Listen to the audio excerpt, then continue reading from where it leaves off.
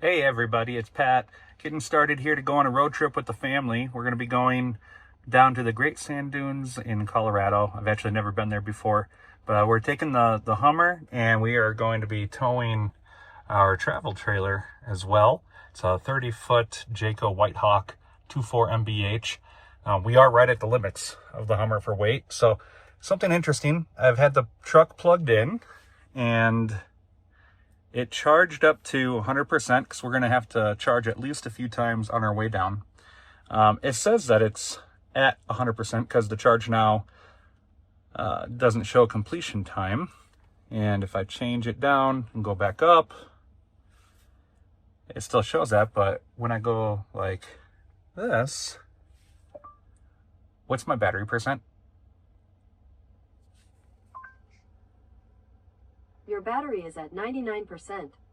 It's telling me my battery is at 99%. So I do see the wall connector is on. I also show that I am getting a little bit of charge here. The truck is running. So normally when I've done this before and I've departed with the truck running, it tells me I'm at 100%. I'm not sure why it's saying 99%. Either way, we got a full battery. So the plan for today is we're going to go down and we are going to drive to the Electrify America station in Pueblo. There's one stop or one charger there that looks like I'll be able to drive through without disconnecting the trailer. What I'm learning through this whole process is it's not so much about the charging and having access to charging, it's the trailer and disconnecting the trailer. So you can see here, we'll just jump off the highway and we will pull in the parking lot, and there's the Electrify America station right there. So hopefully there's no one in that one spot. If so, I'll just have to drop the trailer in the parking lot there, and the family's going to go have lunch at the Texas Roadhouse right across the street. So this is one of the things I've been trying to sell them with an electric vehicle is if you plan properly, if you leave at the right times, whatnot, you can make the best of it. So yep, and there's my buddy.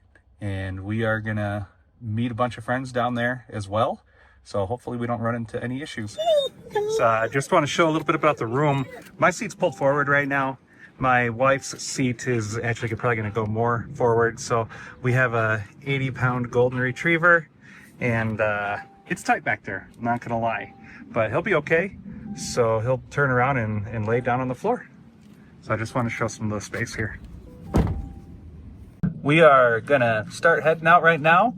I just reset our trip number one. We're at about 100% state of charge. So I just unplugged, I hooked up the trailer. That 367 is gonna go down big time. And you can see here, we have all of our trailer information. And I'm gonna have my wife hold the camera. And as you can see, we start to drive. The towing assist features will start to calibrate. And we will get our transparent trailer camera as well as rear view camera. Here's the rear view camera, and here's the transparent trailer camera. This is one thing that GMC does really nice is the camera system in here. One of my favorite things is when you turn kind of sharp, it typically, especially if I turn on the blinker, it will turn on the cameras. But you can see here what that looks like. So it kind of gives you an overview of what is around the corner and if you're gonna hit your wheel on anything. So just wanted to show those features. We got our trailer tire pressures here that are starting to register and come up. So we're good to go. So as you can see here, we are driving down the highway. I have Super Cruise engaged. I got my speed set at the speed limit, and transparent trailer camera is working great. Right now it's giving us 1.2 miles a kilowatt hour, 1.1, so it's going somewhere in the middle there. My strategy here is just kind of sit in the right lane, and however slow the slowest car's going, let's just go with it. And you know, we're gonna get there when we're gonna get there. As long as the kids have food, my wife has food, everything's gonna be great. So yeah, absolutely love the fact that the truck is driving itself. I'll pull in the trailer. It's doing a really good job. You can see my steering wheel is kind of cocked to the left a little bit here. I either got an issue with the balance of my tire, the alignment of my tire, or alignment of my wheels, or I got an issue with my trailer. You know, those imperfections that you have are sometimes over-exaggerated with the weight distribution hitch as well. So it's possible I have a good amount of force going back on my front wheels, which I want. So my hitch is set up properly, but yeah, just something I'm going to keep an eye on. My tires are at almost 33,000 miles now, and I'm going to need new tires at the end of summer, so I'm not really worried about them. But I'll probably have my alignment take a look at that at some point.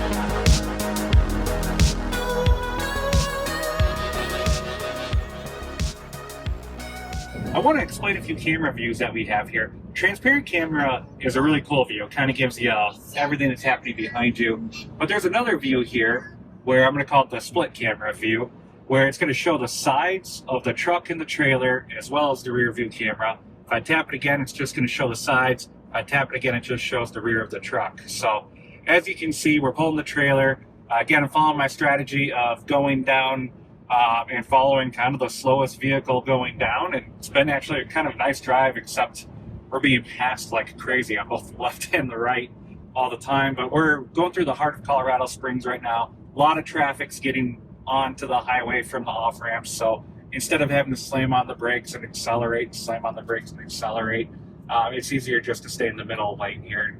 You see a lot of semi-trucks actually doing that as well. So just wanted to give you a little update. We've been averaging around 0.7 to 0.9 miles a kilowatt hour so far. Right now we're back up to 0.9. We are going downhill, and I'm curious to see what happens when we get to our first charging destination. So we're going through a little bit of construction area, so I just typically grab control the truck from the Super Cruise here. But yeah, so far things are going good. I still do have that issue where the truck is pulling a little bit to the left. I'm going to have to get that looked at when I get back. I'm not sure exactly what it is, but yeah, other than that, things are going well. Thanks for having me.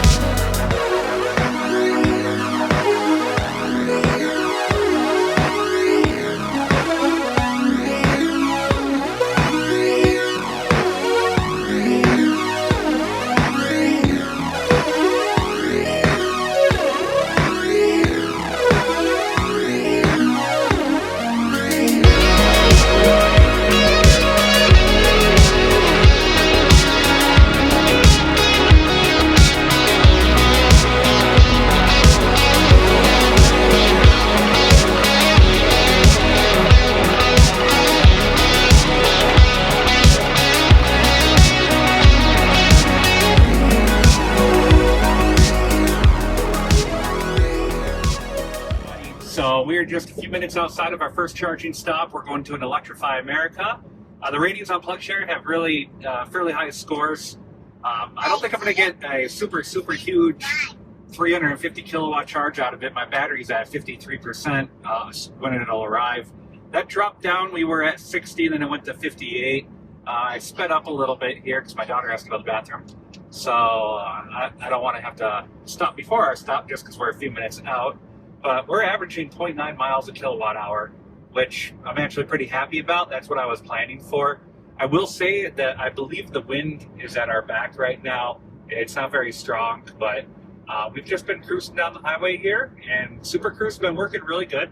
One thing to note with Super Cruise is that if you turn on your turn signal to change lanes, that it won't do it. I'm just waiting for a car to pass here. So I have my turn signal turned on, and you can see it says unable to change lanes. It won't do the auto lane change when you are towing your trailer. So just a heads up on that one. But so far, so good. Everything's going great. And we'll be back when we're starting to charge. Only 2 of the chargers are working, and there's a line forming. And it's, yeah, unfortunately what it is. So finally got plugged in here at the Electrify America. Gonna try to go up to 100%, but I don't think we're going to. So the family just went into the Sam's Club here instead of going across the street. And the charging speed here isn't super great. We were planning to stop at about 30 miles anyways, just to top off. So I think what I'll probably end up doing is hooking the trailer back up here in a few minutes, and then we'll be on our way. So we just got done charging at the Electrify America right outside the Sam's Club in Pueblo, Colorado. If you're looking for a charging stop that's family friendly and easy to drop the trailer off, don't go to that one. So there's a ton of traffic in that parking lot. There were people parking in front of the trailer because I had to disconnect, and I had to walk up to them every 2 minutes to ask them not to park in front of me. But as far as charging goes, I charged up to just below 80%. I want to say 76%. So I only added maybe 20-some%. But we're going to stop here in a little bit. I plan to top off at the Circle K up here. So I've never charged at a Circle K before. It's only a 180 kilowatt charger. The Electrify America started out when we were around 53% charging at 200 kilowatts, but it soon slowed down to around 160 kilowatts. So I imagine that we'll probably get somewhere around 160 to 180, hopefully 180 at the Circle K chargers. So I'll make a new video of that, and hopefully that's coming up right now. We just got here to the Circle K right outside of Pueblo. It's about 30 miles outside of Pueblo. I highly recommend charging here. So here's the deal. The connection here, let's see if I can get it. It's only a 180 kilowatt charger, but you know what? My battery is over 50% still. I wasn't even getting this fast of a charge at the Electrify America. I had started at getting 200% or 200 kilowatts, but it slowly slowed down. So I'm completely happy with 176. On top of that, I will say that this is a much safer place. Also, there's a barbecue bar and grill right over here that looks pretty good. We might try that later on the way back. So you can see here, I had to drop the trailer. I don't really see too many options.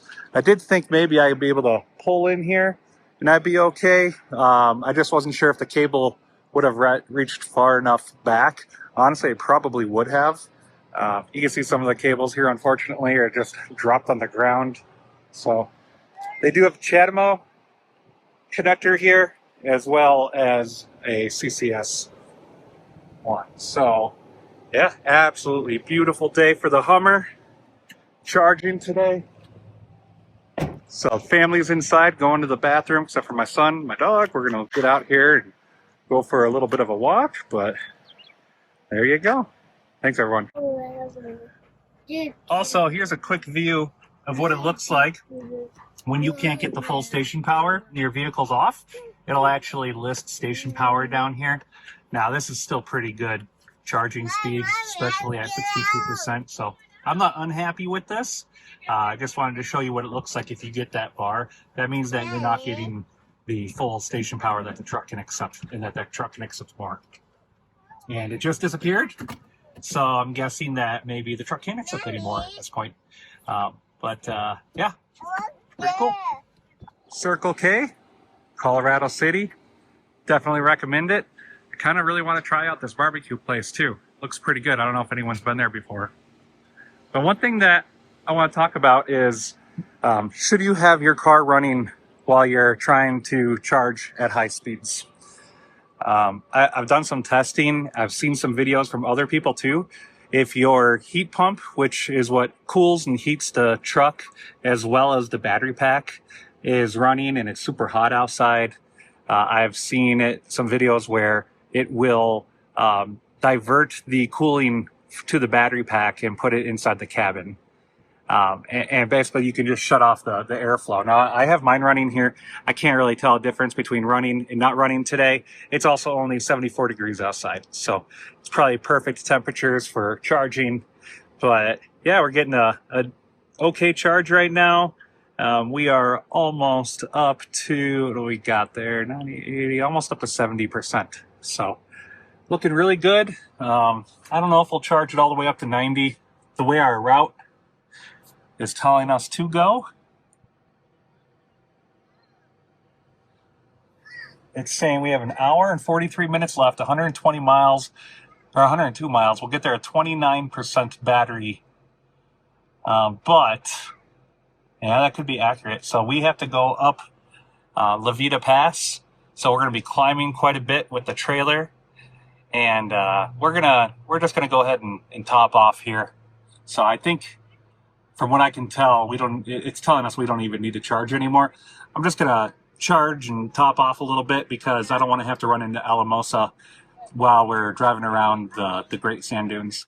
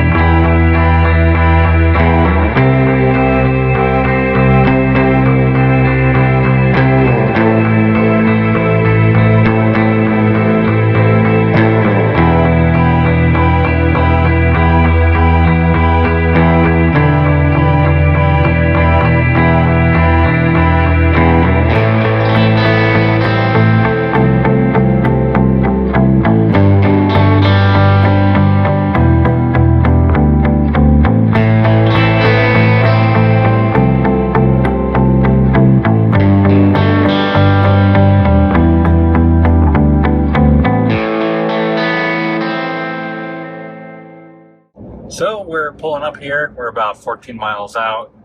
A little less charge than I was hoping for. I was hoping to be around 30%. when we got there, and it looks like we're supposed to arrive with 18%. That number keeps coming down. So, yeah, I think we'll all be good though. I'll have to go charge up in Alamosa to run around. I think we're gonna go to the reptile place down here. Everyone talks about it. So we made it down here though. So I'm not sure if I recorded the video, the end of the trip video, but we had arrived with 0.7 miles. It was about 220 miles to our campsite, roughly. So 0.7 miles a kilowatt hour. And we had arrived and had a battery state of charge of much less than what was estimated. What was estimated originally was to be arriving with a state of charge of 40-some%. And as we started going up La Vida Pass, that started dropping and dropping. I was a little disappointed. I thought that the maps with the elevation and the just the way that it automatically takes all that into calculation would have figured all of that out. And unfortunately, it did not. So when we were up there, it said that we had 15% state of charge. When I turned the truck on this morning, it was 32 degrees outside, so a little bit colder than what it was when we arrived. When we got there, it was like 74 degrees.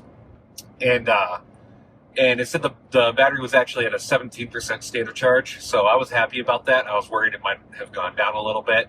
So I'm guessing after it had time to sit there and rest a little bit, it found a little bit more charge in itself. And we are on our way right now to the Tesla superchargers in Alamosa.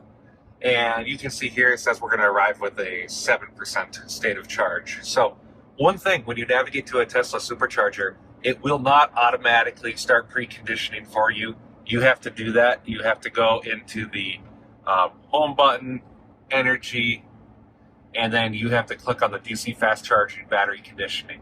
So I've already done that. It's already conditioning for me. And you can see now it's saying we're going to get there with 8%. So I was starting to run. I was like, oh no, I better not run the heat or anything like that. But it's pretty clear that we'll get there, no problem.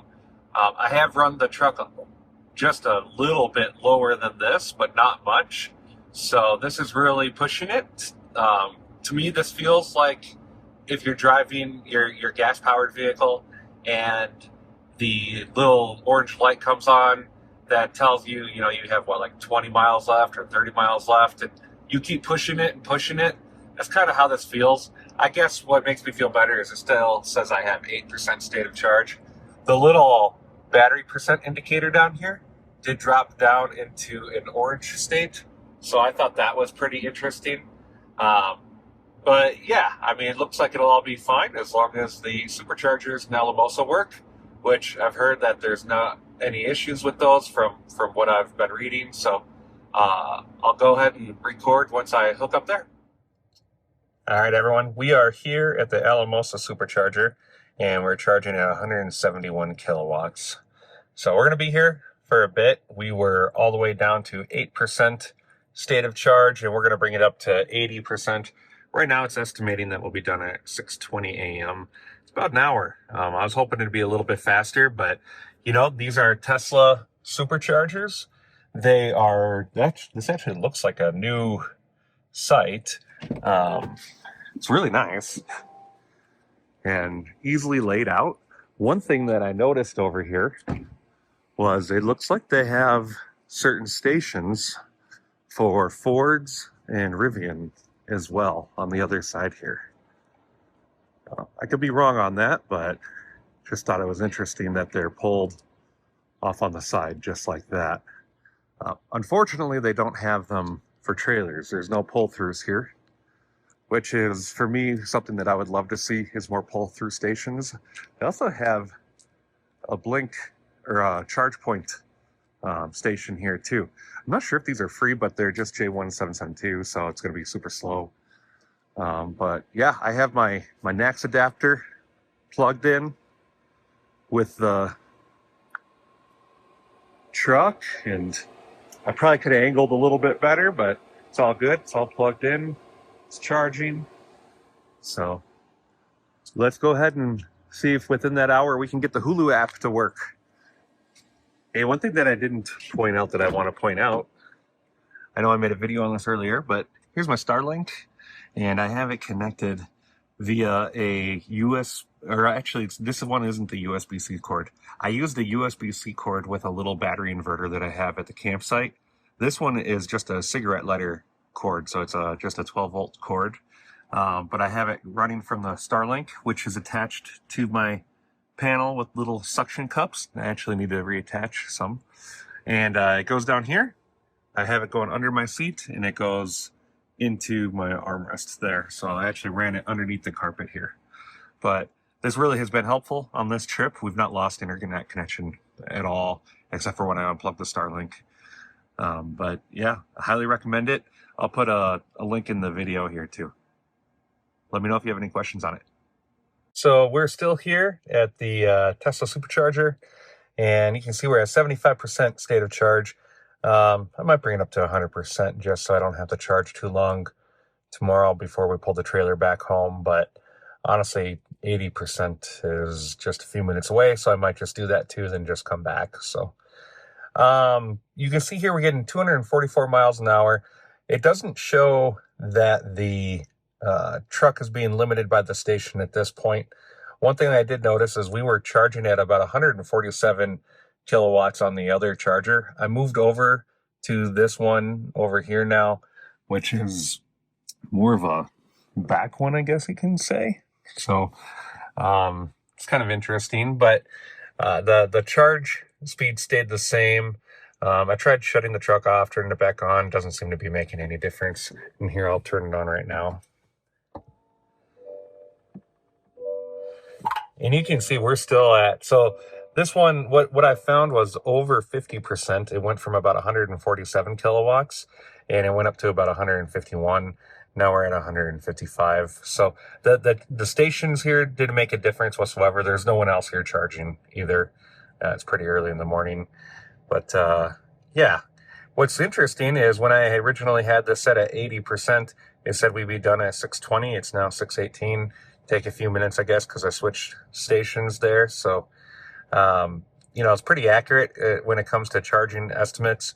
One thing that, again, I'd like to see a little bit better is take into account maybe a trailer mode or something that allows me to say I'm going to dramatically reduce the efficiency of the truck going over any mountain passes, especially while pulling a trailer. So you can see now we're averaging 0.8 miles a kilowatt hour. On the way here from the campsite, it's about 20 some miles to here. We ended up averaging almost 2 miles a kilowatt hour. So I believe that's why we went from 0.7 to 0.8.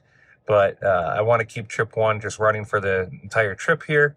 And that way we'll get a good estimate of what we're really looking at. But pulling the trailer, going up over that pass yesterday, there's a lot of elevation climb. I want to say we went from right around 4,000 feet up to 9,000 feet pulling the trailer, and just down a few thousand feet.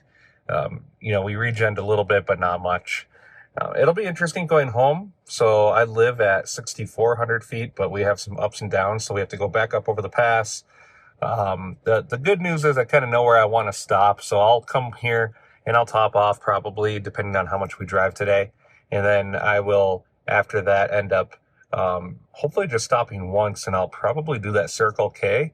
Those Shell chargers actually worked really, really well. They're only 200 kilowatts, but if I could, just bring myself back up to 80% and do it pretty quick, I think I'll be able to get home no problem pulling the trailer from there, because it's only about 100 some miles, and that shouldn't be a problem.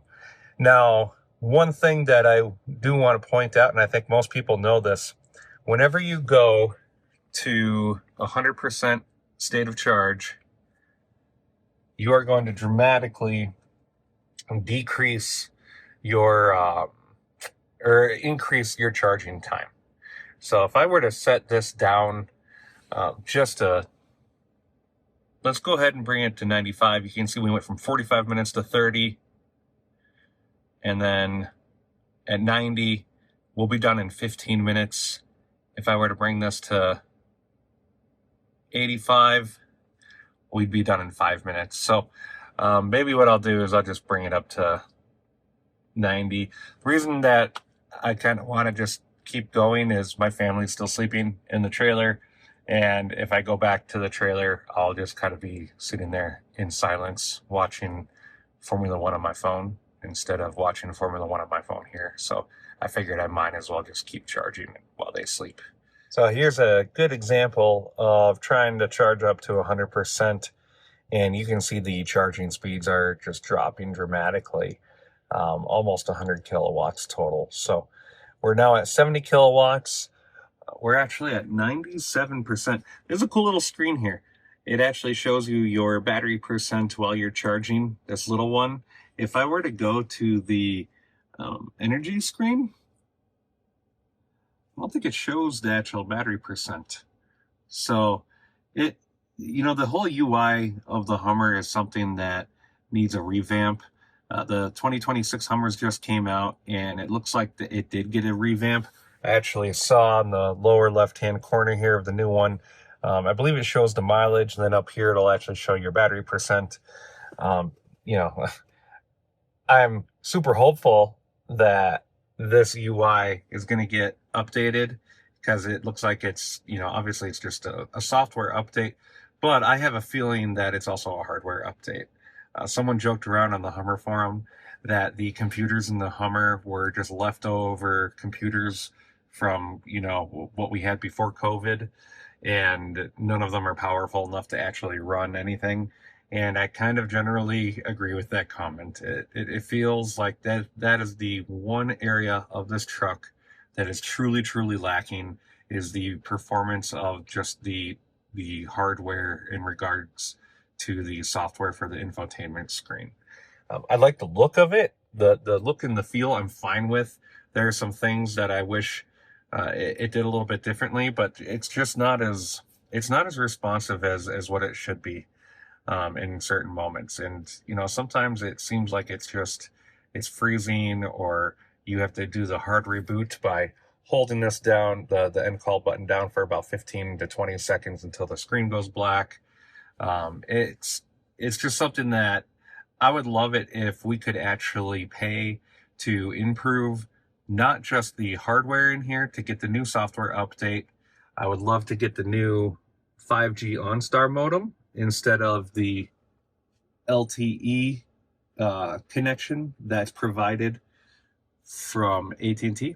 And on top of that, give me the 19 kilowatt onboard charger as well. I'd probably pay, $5,000 for that, no problem, at GMC. So why don't you make that an option for us? We have great trucks that are running great.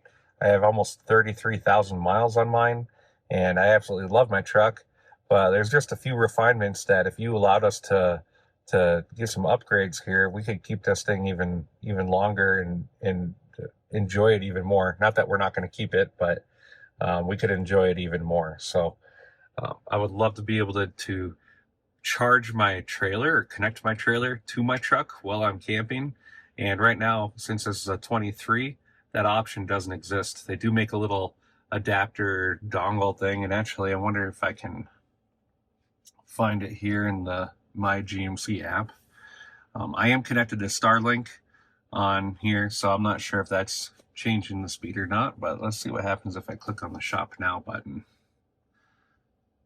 You could see my screen too. I have a little burn mark from, I think it was oils, something like that. Yeah, I need to call the dealer on that one to see about getting that fixed. So, yep, my GMC app is only about plans for a month for OnStar. So that's a little disappointing that it doesn't have the accessories. But anyways, they make a little adapter that you plug into your port and you can use for plugging things into.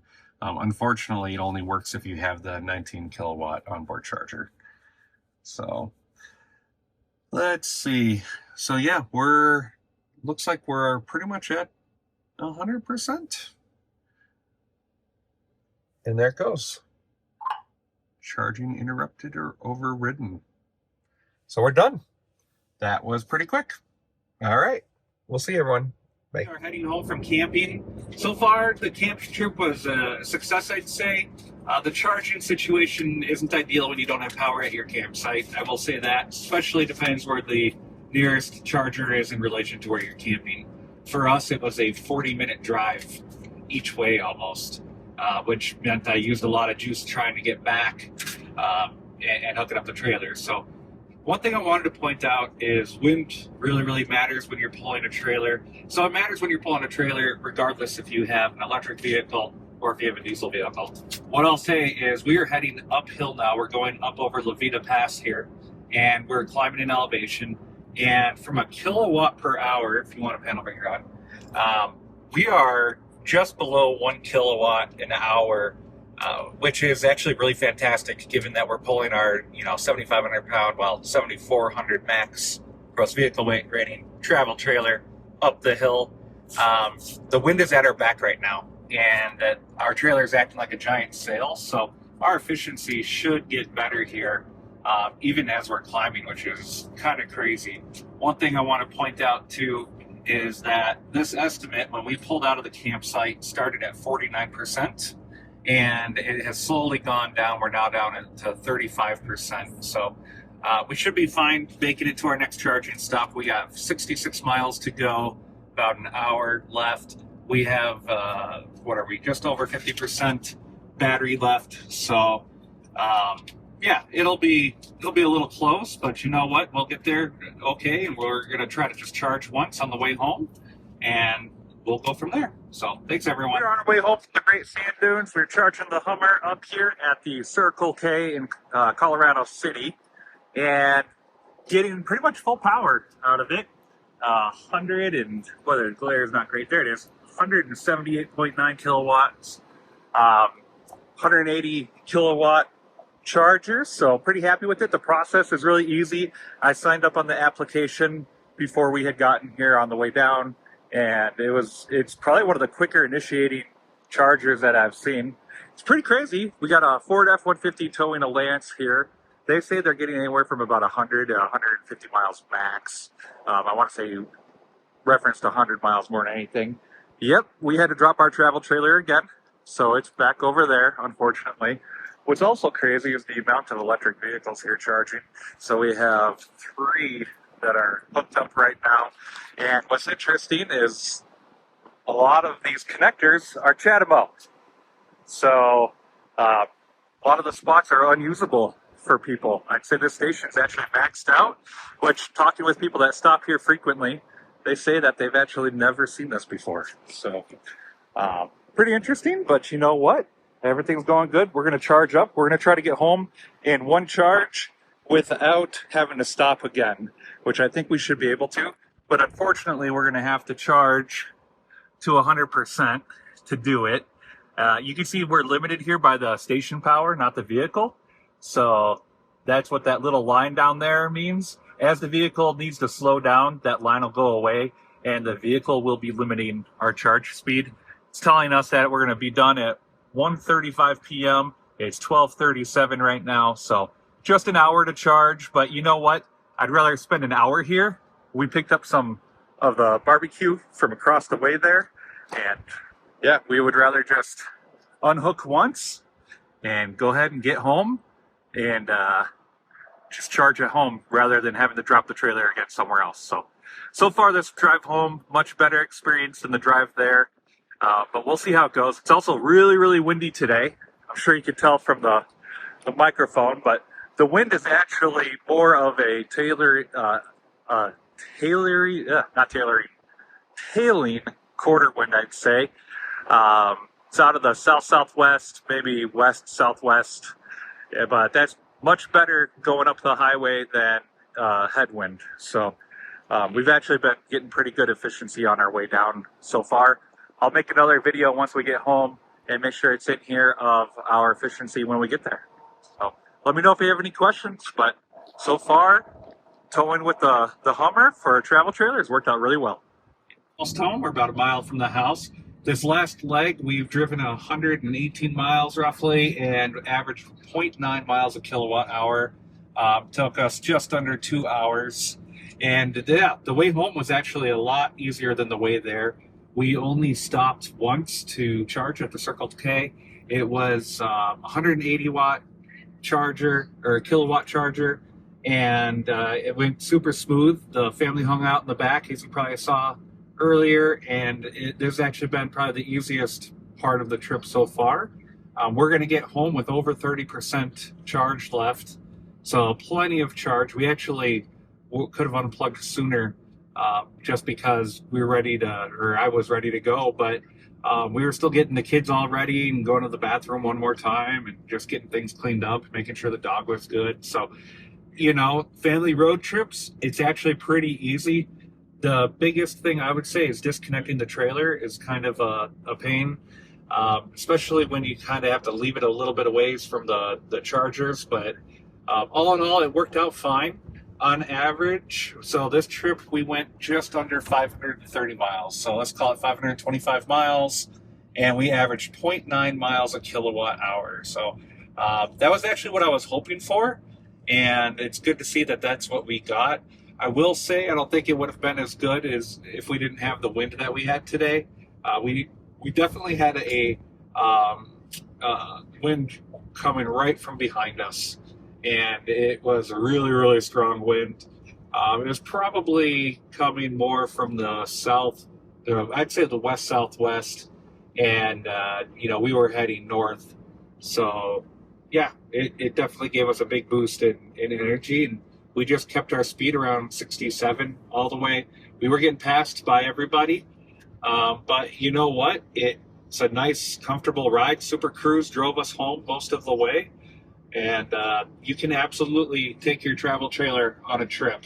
You just gotta plan it out and have a plan for everything. So it can be done. It's not that hard.